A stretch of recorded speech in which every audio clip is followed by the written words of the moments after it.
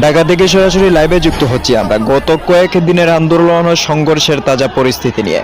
আজ শুক্রবার রাজধানী শাহবাগ ও ইন্টারকন্টিনেন্টাল হোটেলের সামনে ইনকিলাব মঞ্চের আন্দোলন আবারও ঘুরে দাঁড়িয়েছে। ইনকিলাব মঞ্চের নেতাকর্মীরা শরীফ ওসমান হাদির হত্যার বিচারের দাবি নিয়ে শাহবাগ থেকে ইন্টারকন্টিনেন্টাল হোটেলের সামনে অবস্থান কর্মসূচি শুরু করেছিলেন।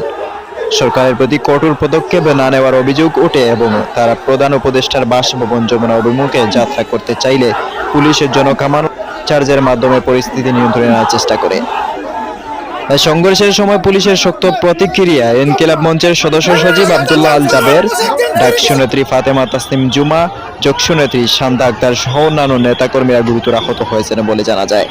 আহতদের মধ্যে অনেকেই বর্তমানে চিকিৎসাধীন অবস্থায় রয়েছেন। ঘটনার মূল পটভূমিটি হচ্ছে 2025 সালের 12 ডিসেম্বর, যখন ইনকিলাব মঞ্চের মুখপাত্র শরীফ ওসমান হাদি নির্মমভাবে মৃত্যু হন। পরবর্তীতে জোরালো আন্দোলন শুরু হয় এবং তার হত্যাকারীদের বিচারের দাবিতে বিভিন্ন সময় শাহবাগে মানুষের আন্দোলনে জড়ো হয়। এই আন্দোলন কেবল রাজপথেই সীমাবদ্ধ নয়।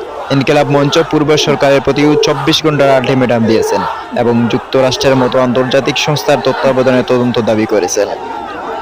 ইনকিলাব মঞ্চের স্লোগান কর্মসূচিতে সাধারণত শিক্ষার্থী ও বিভিন্ন শ্রেণী পেশার মানুষ অংশ নিচ্ছেন, যারা বলেন বিচার না হওয়া পর্যন্ত আন্দোলন থামবে না। আন্দোলনের কেন্দ্রবিন্দুতে এখন শান্তি ও সুবিচারের ডাক। এই পরিস্থিতির মধ্যে সরকার কি সিদ্ধান্ত নেয় এবং আন্দোলন কোন দিকে মোড় নেয়, সেই অপেক্ষায় রয়েছে দেশের রাজনৈতিক মহল ও সাধারণ জনগণ।